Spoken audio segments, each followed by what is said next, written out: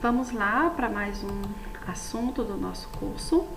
Hoje não, neste momento, né, eu quero abordar a fase do puerpério, que ela acontece após o parto, tá? E hoje esse nome está sendo um pouco modificado para um nome mais acolhedor, que é o quarto trimestre, tá certo? Então, o quarto trimestre, ele corresponde ao puerpério, tá? E ele deve receber muita atenção, porque é um período em que a mulher está vivendo um relacionamento novo com o seu bebê, não é? O bebê é alguém novo na sua vida, por mais que estivesse dentro da barriga, né, durante a gestação, mas é um novo relacionamento. Então, é o momento em que vai acontecer esse conhecimento entre um e outro, né, com relação à família toda. Então, a gente está continuando o nosso curso Descomplicando a Gestação com a Fisioterapia Pélvica, lembrando que em nenhum momento isso aqui vai substituir uma consulta médica, nem consultar Dr. Google, nem nada. Tá sentindo algum problema, alguma coisa tá esquisita, tá diferente, vai procurar o teu médico que está te acompanhando. O período puerperal ou quarto trimestre, ele é o período que vai corresponder do pós-parto até 12 semanas, que vai dar em torno de 3 meses, tá? O puerpério, ele pode ser também subdividido em puerpério imediato, que vai do pós-parto até o 10º dia, o puerpério tardio, que vai do 11º dia ao 45º, e o puerpério remoto, que vai além dos 45 dias, normalmente até um ano após o parto, tá? É um momento que vai precisar de grande atenção, principalmente se a mulher passou por algum problema, né? Ou complicações médicas durante a gestação ou durante o parto, porque é uma mulher realmente mais preocupada. Tem mulheres que são mais tranquilas, tem outras que são um pouco mais reservadas, qualquer coisa já vai procurar o médico, tá? Ou se essa mulher possuir algumas condições anteriores que podem provocar algum risco durante esse período pós-parto, tá? Mas essa atenção no pós-parto, ela não vai acontecer somente nessas mulheres que podem apresentar algum risco, de jeito nenhum. Todas as mulheres, após o parto, elas precisam se observar, elas precisam ter contato com seu médico para evitar qualquer tipo de problema, tá? E os cuidados, né, eles devem iniciar já precocemente. Se aconteceu alguma coisa, se tem alguma coisa errada, se alguma coisa deu errado, se alguma coisa não caminhou do jeito que deveria, tem que ser iniciado o tratamento imediatamente. Alguns problemas podem acontecer durante esse período pós-parto, mas não vai acontecer com todas as mulheres, tá? A gente sabe que após o parto existe um sangramento que é chamado de lóquios, tá? Que é a descamação dos restos do parto, né? É o útero se cicatrizando, voltando ao normal, tá? Quando esse sangramento, ele tá demais, é um sangramento que tá exagerado, é um sangramento, tá provocando muita dor, muita dor, muita cólica, não é? E aquele sangramento que não para, cheio de coágulo, muitas vezes até com mau cheiro, né? Tem que ter muito cuidado, porque pode ser uma hemorragia, e essa hemorragia pode até levar a um óbito materno, tá bom? Ela não vai acontecer muito, né? Ela não é muito recorrente, mas precisa de bastante atenção. Não sei se você já observou, se você já teve bebê ou se já viu alguém que estava no hospital ainda, na maternidade, que algum tempo depois vai lá normalmente uma enfermeira perguntar sobre a questão de cólicas e tal. A cólica a gente vai sentir, certo? Por quê? Porque nesse momento o útero está voltando ao normal, né? A intenção do útero é voltar ao tamanho, à conformação de antes da gestação. Então a intenção realmente é se retrair, se contrair. Quando a gente está amamentando, normalmente essas dores, nessas cólicas, elas são um pouco mais fortes, mas nada que vai incomodar muito, tá? Então, normalmente essa profissional vai, né? Ou o profissional vai, palpa ali a região do fundo do útero para ver se tá durinho. E se o útero tá ali ao nível do umbigo, um pouco abaixo, que isso indica que o útero tá voltando ao tamanho normal. Se esse útero estiver amolecido, ela não conseguir palpar, se na hora que ela palpar sair muito sangue, muito vermelhão vivo, com muito até coágulo, alguma coisa, medidas devem ser tomadas, tá? Esse sangramento após o parto, né? O sangramento normal, os blocos, eles vão acontecer, né? Tanto após a cesárea como após o parto vaginal, porque por mais que o médico limpe lá dentro do útero, ainda o útero ele ainda está se voltando ao normal, né? Ele está se limpando, então ele vai expulsando tudo que ele não quer, tá? Endometrite seria uma inflamação dentro do útero, tá? Que vai provocar, tudo que provoca febre é sinal que não tá legal. Então, febre, aumento da frequência cardíaca, aumento da sensibilidade uterina e incômodo vaginal. É importante ver aqui, ó, que pode acontecer após 7 dias, né? 7 dias após o parto. Então tem que ter muito cuidado que os problemas, eles não acontecem somente no dia após o parto, eles podem acontecer algum tempo depois, tá bom? A trombose venosa, ela pode ser aquela trombose profunda ou pode ter sido provocado por um embolismo pulmonar, né? Por exemplo, a mulher teve algum problema de pressão, pré-eclâmpsia, teve que ficar no UTI e tal, e houve um desprendimento de um êmbolo, beleza. Na maioria das vezes pode acontecer, esse risco pode estar presente durante 6 meses após o parto, certo? E durante a gestação, principalmente quando é uma mulher que já tem um risco aumentado, né? Já tem algum problema que possa levar a esse tipo de condição, tá?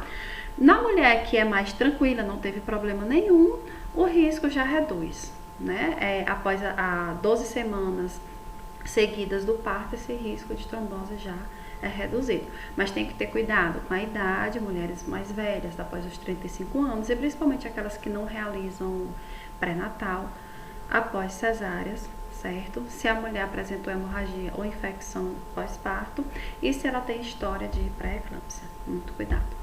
As desordens hipertensivas, né? Durante a gestação, tem mulher que não tem nada antes da gestação. Aí durante a gestação os problemas podem acontecer, então tem que ter cuidado.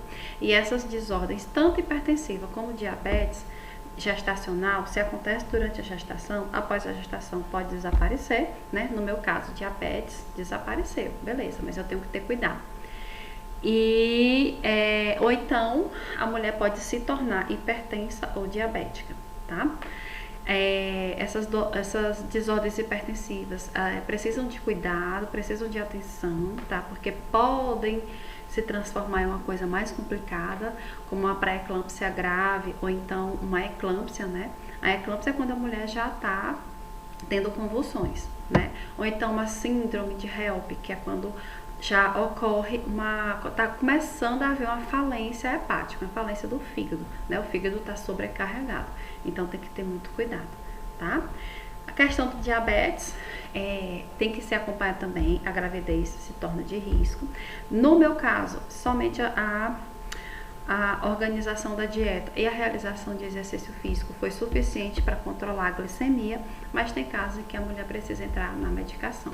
Então tem que ter cuidado, e essa diabetes pode ser acompanhada por hipertensão ou algum tipo de cardiopatia, tá? Problemas da tireoide, normalmente acontece, o tireoide, né? Acontece naquela mulher que já apresentava alguma alteração, né? Antes da gestação. Pode afetar mais de 10% no primeiro ano após o parto, sendo que o hipertireoidismo ele já é passageiro, não vai precisar tanto de uma atenção nem de um tratamento com medicação. Já o hipertireoidismo deve ser tratado com hormônio, então tem que procurar o médico, tá? A questão da hemorroida e constipação. A constipação, ela pode acontecer já durante a gestação, né? Por causa de toda alteração anatômica, toda alteração hormonal, certo? A hemorroida também pode acontecer já durante a gestação por causa dos intensos esforços que a mulher pode realizar, né? Durante o ato da defecação. E essa hemorroida, ela pode surgir ou ela pode piorar quando a mulher está tendo parto vaginal e orientada ela para fazer força, né? Aquela força para fazer cocô. O bebê vai sair por onde? Pelo ânus ou é pela vagina, né? Então, o direcionamento da força já não é para fazer cocô, tem que ser para frente. E na verdade o que acontece o períneo, o assoalho pélvico, ele tem que relaxar. Então não adianta nada ficar pedindo para a mulher fazer força.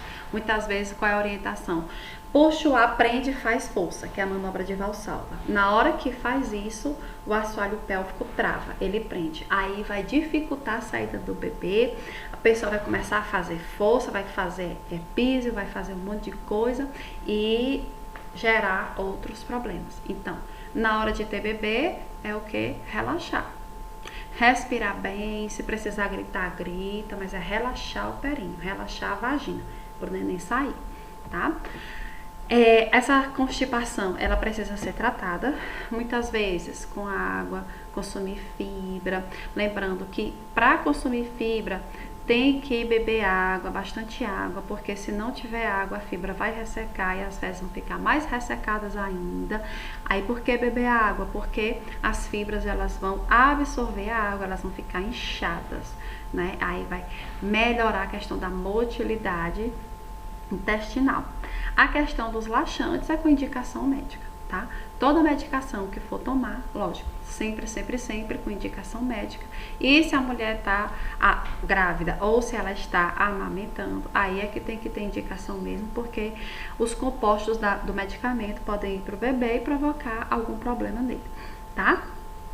A questão do aumento de peso e gera um risco metabólico, tá?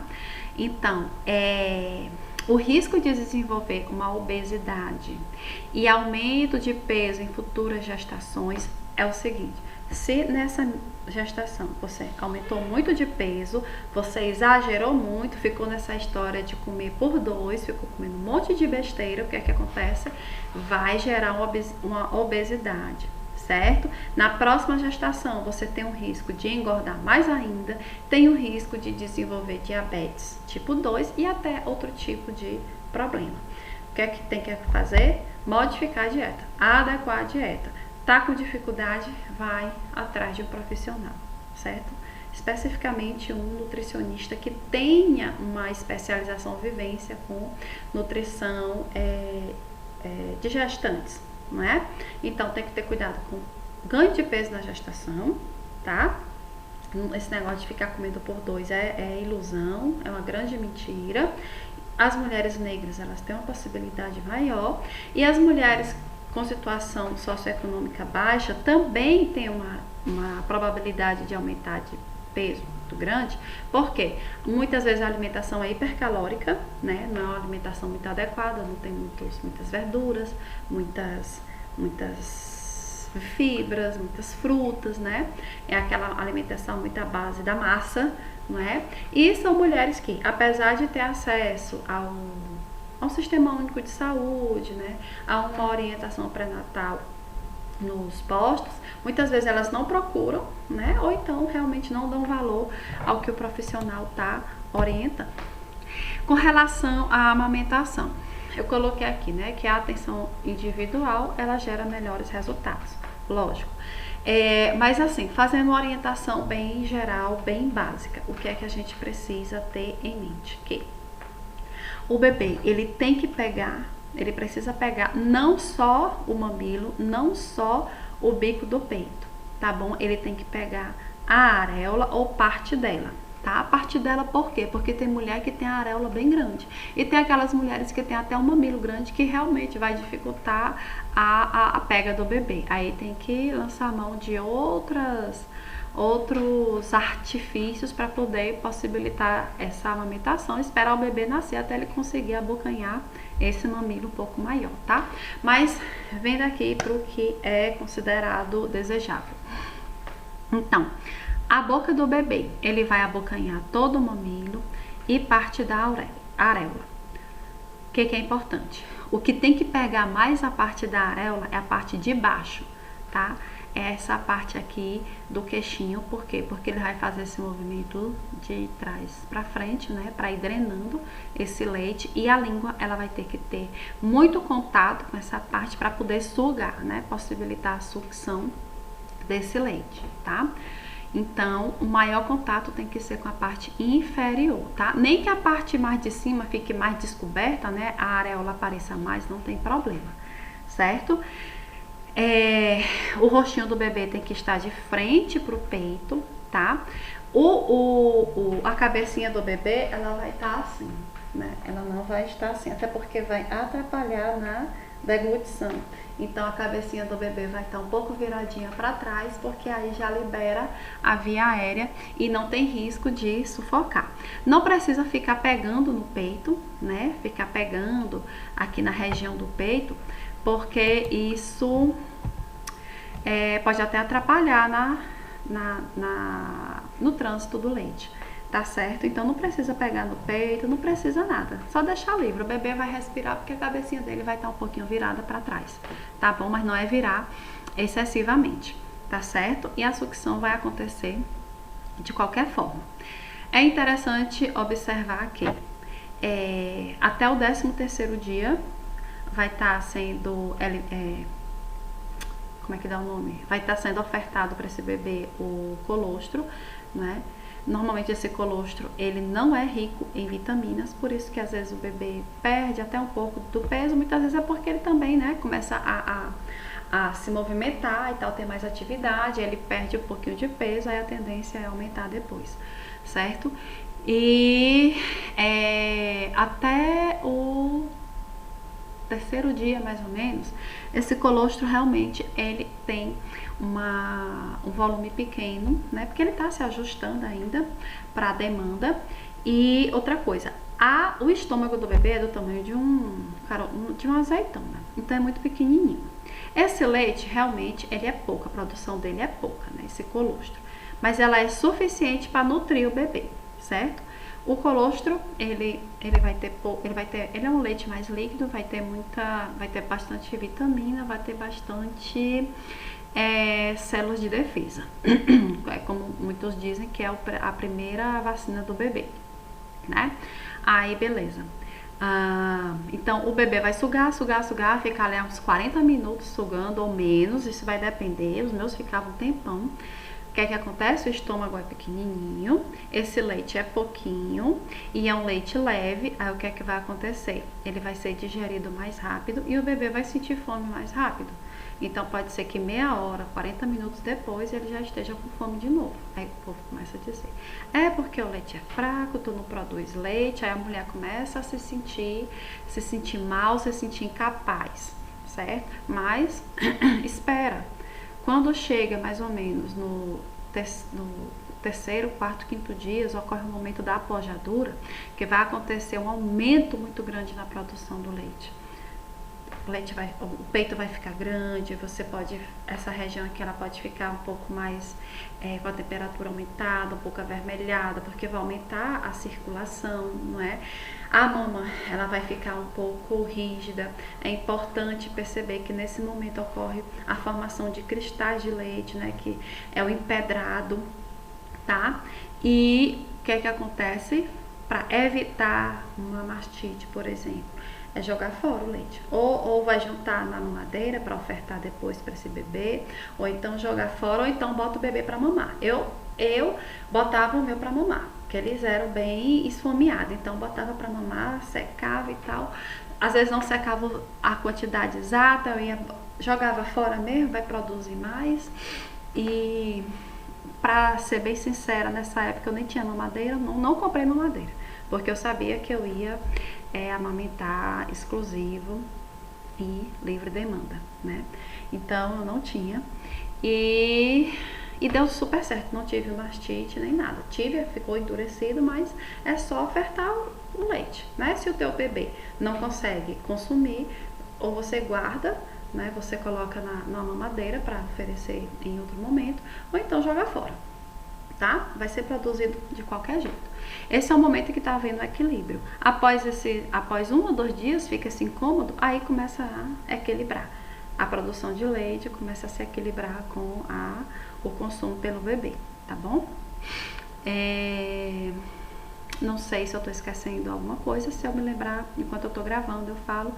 Se não, se eu esqueci de alguma coisa, pode fazer as perguntas, tá? Na questão da incontinência urinária, o que é que acontece? 28,5% das puérperas, elas podem desenvolver uma incontinência urinária moderada ou severa ainda no primeiro ano de pós-parto. O que é que acontece? Ela pode necessitar de um tratamento ou pode reverter espontaneamente, tá? Aí o que é que a gente pode fazer? Pode fazer nesse momento em que a mulher precisa, né, dar atenção ao bebê, um treinamento vesical. O que é? Dependendo do caso, aumentar os intervalos entre as micções ou reduzir esses intervalos, né? Pode ser que ela em algum momento eu sinto a dificuldade de sentir a bexiga cheia, então a gente marca de 3 em 3 horas você vai ao banheiro fazer xixi, mesmo sem vontade. Por quê? Porque o tempo entre as micções é mais ou menos esse, né? Então a gente faz no mínimo 3 vezes xixi durante o dia, em 24 horas, e no máximo 8 vezes em 24 horas, tá certo? E boa hidratação, essa boa hidratação é importante para a amamentação, né? Controle do peso corporal, lógico, o corpo da pessoa, né? Vai influenciar além na sustentação dos músculos do assoalho pélvico, tá? E o TMAP é o treinamento da musculatura do assoalho pélvico, ele deve ser realizado para qualquer tipo de incontinência que a mulher apresente. E outra coisa, ocorre a redução em 1/3 dessa incontinência pós-parto se a mulher fez esse treinamento antes, já iniciou antes do parto, já iniciou na gestação. E se ela já iniciou na gestação, logo após o parto, quando ela já começa a sentir a região do assoalho pélvico, ela já pode começar a fazer os exercícios. Não tem problema nenhum, muito pelo contrário, tá? Questão de sexualidade e concepção. No momento enquanto a mulher está amamentando, a concentração do estrogênio é muito, muito baixa. O que é que isso vai afetar? Que o estrogênio, ele é um hormônio que está diretamente ligado à sexualidade da mulher. Então, se ele está baixo, então a mulher vai diminuir a vontade de ter sexo, né, de ter relação sexual, vai diminuir a libido. E ainda tem a questão dos cuidados com o bebê, se tem outro filho, outras preocupações também. Então, tem um bocado de coisa que está influenciada e é interessante sempre conversar com o parceiro. Questão da liberação para relação sexual, ela pode ocorrer, dependendo do caso, após 6 a 8 semanas, tá bom? Lembrando que mesmo assim vai ser uma relação sexual dolorosa, né? Por causa da falta do estrogênio, porque o tempo é tão curtinho para ter esse momento que não dá tempo de ter uma boa preliminar, a mulher não consegue ficar bem lubrificada, ela tá preocupada se o bebê vai chorar, se o bebê vai acordar, um monte de coisa, né? Mulher é muito emocional, então com o bebê pequeno pode ser que essa questão do emocional seja bem mais evidente, tá bom? E na questão da contracepção tem que ter bastante cuidado, porque não é qualquer anticoncepcional que vai ser orientado, tá? Então, por exemplo, o anticoncepcional que a mulher utiliza durante o período da amamentação, ele tem que ter ou não ter estrogênio, porque senão vai interromper a produção do leite, tá? Então tem que ser bem orientado, bem conversado com o seu médico, tá certo? Essa parte eu finalizo aqui e na próxima aula eu já inicio um outro assunto, tá bom?